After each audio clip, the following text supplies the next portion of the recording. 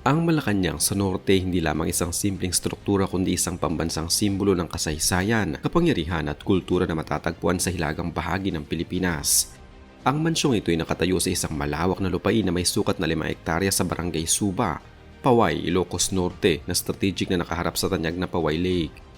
Nagsimula ang pagtatayo ng strukturang ito bilang isang regalo ng dating unang ginang na si Imelda Marcos para sa ika-60 kaarawan ng kanyang asawa, ang dating Pangulong si Ferdinand Marcos Sr. noong 11 Nobyembre 1977. Ang disenyo ng mansyon ay binuo upang magsilbing opisyal na tirahan ng pamilya Marcos tuwing sila ay bibisita sa kanilang probinsya. At ito rin ay naging sentro ng pamahalaan sa labas ng Maynila sa panahon ng kanilang rehimen. Sa pamamagitan ng pagpapatayo nito, naipakita ang impluwensya ng pamilya sa rehiyon at ang kanilang pagnanais na magkaroon ng isang base na sumasalamin sa karangyaan ng Malacanang Palace sa Maynila. Ang arkitektura ng Malacanang sa norte ay isang mahusay na kombinasyon ng tradisyonal na estilong Pilipino at impluwensyang Espanyol na mas kilala sa tawag na bahay na bato. Ang struktura ay may 2 palapag na gawa sa matitigas na kahoy at semento na may matataas na kisame at malalawak na bintanang kapis upang masigurong natural na daloy ng hangin mula sa lawa. Sa loob ng mansyon, mayroong 7 malalaking silid na bawat isa ay may partikular na tema na nagpapakita ng mga naging programa at proyekto ng Administrasyong Marcos tulad ng agrikultura, infrastruktura at diplomasya. Ang ikalawang palapag ay naglalaman ng mga personal na silid ng pamilya kabilang ang malawak na master's bedroom na may direktang akses sa veranda kung saan makikita ang kabuuan ng Paway Lake. Noong panahon ng katanyagan nito, ang mansyon ay napapalamutian ng mga mamahaling antigong kasangkapan, mga likhang sining at mga mamahaling chandelier na nagpapakita ng marangyang pamumuhay ng mga nagmamay-ari nito. Kasunod ng makasaysayang People Power Revolution noong Pebrero 25, 1986, ang pamilya Marcos ay napatalsik sa kapangyarihan at napilitang lumikas patungong Hawaii sa United States. Dahil sa pangyayaring ito, ang Malacanang sa norte ay opisyal ng kinumpiska ng pamahalaan ng Pilipinas sa pamamagitan ng Presidential Commission on Good Government o PCGG. Ang ahensyang itinatag sa ilalim ng Executive No. 1 Series 1986 upang bawiin ang mga ari-ariang pinaniniwalaang nakuha sa hindi legal na paraan. Mula sa pagiging pribadong ari-arian ng pamilya Marcos, ang mansyon ay sumailalim sa pamamahala ng pamahalaan bilang bahagi ng mga asset na binabawi para sa bayan. Noong 1 ng Enero 2010, sa ilalim ng pamamahala ng Department of Tourism, ang mansyon ay binuksan sa publiko bilang isang presidential museum. Ang hakbang na ito ay naglayong gawing isang tourist destination ng lugar upang ang mga lokal at dayuhang bisita ay makita ang kasaysayan at arkitektura ng struktura ng hindi na kinakailangan ng pahintulot mula sa dating pamilyang nagmamay-ari. Sa kabila ng pagiging bukas nito bilang museo, ang Malacanang sa norte ay naging paksa ng mahabang legal na labanan sa pagitan ng pamilya Marcos at ng pamahalaan tungkol sa tunay na pagmamay-ari ng lupa at ng mismong istruktura. Noong Abril 21, 2014, naglabas ng desisyon ng Sandigan Bayan, ang Anti-Graft Court ng Pilipinas na nagpapatibay na ang lupang kinatatayo ng mansyon ay ari-arian ng pamahalaan dahil ito ay matatagpuan sa loob ng isang national park. Ayon sa mga dokumento ng korte, ang pamilya Marcos ay walang hawak na lehitimong titulo ng pagmamay-ari para sa 5 hektaryang lupain at ang pagpapatayo ng mansyon ay ginamitan ng mga pondo ng pamahalaan, kaya otomatiko itong dineklara bilang public property. Ang desisyong ito ay naging malaking kontrobersya dahil iginiit ng mga taga-suporta ng pamilya ng lugar ay isang personal na regalo at hindi dapat kinukumpiska ng Estado ng walang kaukulang kompensasyon na nagdulot ng patuloy na debate sa pagitan ng mga anti-Marcos at pro-Marcos na grupo sa bansa. Ang isa pang malaking issue na bumabalot sa Malacanang sa norte ay ang akusasyon na ang pagpapanatili ng mansyon noong panahon ng rehimeng Marcos ay nagmula sa ill-gotten wealth o nakaw na yaman na kinuha mula sa kaban ng bayan. Ang mga kritiko ng pamilya ay madalas na ginagamit ang mansyon bilang isang konkretong halimbawa ng marangyang pamumuhay ng diktadura, habang ang malaking bahagi ng bansa ay nagdurusa sa kahirapan at krisis sa ekonomiya. Ang mga mamahaling gamit sa loob ng museo tulad ng mga porcelain vases, mga mamahaling kama at mga banyagang muebles ay naging simbolo ng korupsyon para sa mga biktima ng martial law. Sa kabilang banda, ang museo ay binabatikos din ng ilang mga historian dahil sa paraan ng pagpapakita ng mga exhibit sa loob nito na ayon sa kanila ay tila nagpapakita lamang ng mga positibong aspeto ng rehimen at hindi binibigyan din ng mga paglabag sa mga karapatang pantao at ang pagbagsak ng ekonomiya noong dekada 80. Ang pisikal na kalagayan ng Malacanang sa norte ay nakaranas ng matinding pagbaba ng kalidad sa paglipas ng mga taon dahil sa natural na kalamidad at kakulangan sa sapat na pondo para sa maintenance. Noong Oktubre 19, 2016, ang Super Typhoon Lawin ay nanalasa sa Hilagang Luzon at nagdulot ng malaking pinsala sa bubong, kisame at mga bintanang kapis ng mansyon.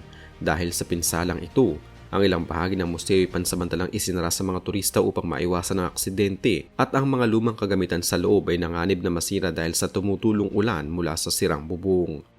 Ang rehabilitasyon ay natagalan dahil ang pondo na inilaan ng pambansang pamahalaan para sa mga ari-ariang nasa ilalim ng PCGG ay limitado at madalas na nakalaan sa iba pang mga legal na usapin na nagbunga na unti-unting pagpapakita ng kalumaan at pagkasira ng mga dingding at sahig na agawa sa kahoy. Upang masolusyonan ang problema sa pagpapanatili, isang mahalagang kasunduan ang nilagdaan noong Desyembre 5, 2022 kung saan ang provincial government ng Ilocos Norte ay opisyal na kumuha ng pamamahala sa Malacanang sa Norte mula sa pambansang pamahalaan. Sa ilalim ng bagong pamamalakad na ito, ang lokal na pamahalaan ay binigyan ng kapangyarihan na mangolekta ng entrance fee na nagkakahalaga ng 30 pesos bawat tao upang magamit ng direkta sa operasyon, pagpapasweldo ng mga staff at araw-araw na paglilinis ng pasilidad. Ang turnover na ito ay nakitang isang positibong hakbang upang mas mabilis na maaksyonan ng mga pangailangan ng struktura dahil ang lokal na pamahalaan ay mas may direktang interes na panatilihin ang lugar bilang isa sa mga pangunahing tourist drivers sa probinsya. Ang hamon ay nananatili dahil ang kita mula sa mga turista ay hindi sapat para sa mga malakihang structural repair na kinakailangan ng isang lumang mansyon. Sa kasalukuyang taon ng 2026, ang Malacanang sa Norte ay nananatiling bukas para sa publiko mula Martes hanggang Linggo, ngunit makikita pa rin ang pangailangan nito para sa isang mas masusing pagsasaayos. Ang labas na bahagi ng gusali nakakaranas ng pagbabalat ng pintura dahil sa matinding init at ulan, habang ang ilang kahoy na bahagi ng veranda ay nangangailangan ng agarang palit upang masiguro ang kaligtasan ng mga bisita na nagtutungo doon upang makita ang Paway Lake. Ang kalagayan ng hardin na kapaligid sa mansyon ay maayos naman na napapanatili ng mga lokal na hardinero, ngunit ang pangunahing struktura ay nangangailangan ng interbensyon mula sa mga eksperto sa structural engineering at heritage conservation upang hindi tuluyang mabulok ang mga pundasyon nito. Ang sitwasyong ito ay nagpapakita ng hirap sa pagpapanatili ng mga heritage site na may malaking sukat at komplikadong kasaysayan. Ang pambansang pamahalaan sa pakikipagtulungan ng National Historical Commission of the Philippines at ng lokal na pamahalaan ng Ilocos Norte ay mayroong mga nakalinyang plano para sa isang komprehensibong restorasyon ng mansyon. Ang proyektong ito ay naglalayong ayusin ng kabuang bubong, palakasin ang mga haliging kahoy at i-restore ang mga orihinal na bintanang kapis gamit ang mga tradisyonal na pamamaraan ng pagkukumpuni. Bukod sa pisikal na pagsasaayos, may plano rin na i-upgrade ang sistema ng pagpapakita ng mga exhibit sa pamamagitan ng paglalagay ng mga digital interactive display na magbibigay ng mas malawak at balanseng impormasyon sa mga bisita tungkol sa kasaysayan ng bansa. Ang pondong gagamitin para dito ay inaasahang magmumula sa pambansang budget para sa kultura at turismo, pati na rin sa mga donasyon mula sa mga pribadong sektor na nagtataguyod ng pagpapanatili ng mga makasaysayang lugar. Mayroong mga natatanging katangian ng Malacanang sa Norte na hindi matatagpuan sa ibang mga presidential residence sa Pilipinas. Ang mansyong ito ang tanging opisyal na presidential guest house na itinayo sa labas ng Luzon Mainland Administrative Centers na may ganitong kalawak na sukat at karangyaan. Ito ay mayroong silid na nakalaan lamang para sa mga memorabilia ng naging karera ni Imelda Marcos bilang isang beauty queen at international na diplomat na nagpapakita ng personal na ugnayan ng pamilya sa struktura. Bukod dito, ang lokasyon nito sa tabi ng Paway Lake ay pinili hindi lamang para sa magandang tanawin kundi dahil sa mga lokal na paniniwala at urban legend tungkol sa mahiwagang katangian ng lawa na nagdaragdag ng mistikong atraksyon para sa mga turistang bumibisita sa lugar. Ang Malacanang sa Norte ay nananatiling isang mahalagang bahagi ng kontemporaryong kasaysayan ng Pilipinas na nagpapakita ng magkasalungat na naratibo ng karangyaan, kapangyarihan, pagbagsak at pagbawi. Ang patuloy na pag-iral ng strukturang ito sa pampang ng Paway Lake ay nagsisilbing paalala sa mga sumunod na henerasyon tungkol sa isang mahalagang yugto ng pampulitikang pamumuhay sa bansa. Sa pamamagitan ng mga nakalinyang plano para sa restorasyon at ang patuloy na pamamahala ng lokal na pamahalaan, ang mansyon ay inaasahang mananatiling nakatayo upang magsilbing buhay na saksi sa nakaraan. Ang pangangalaga sa lugar na ito, anuman ang pampulitikang pananaw ng mga bumibisita ay mahalaga upang mapanatili ang mga pisikal na ebidensya ng kasaysayan na magagamit sa edukasyon at pagsusuri ng lipunang Pilipino sa mga darating pang panahon.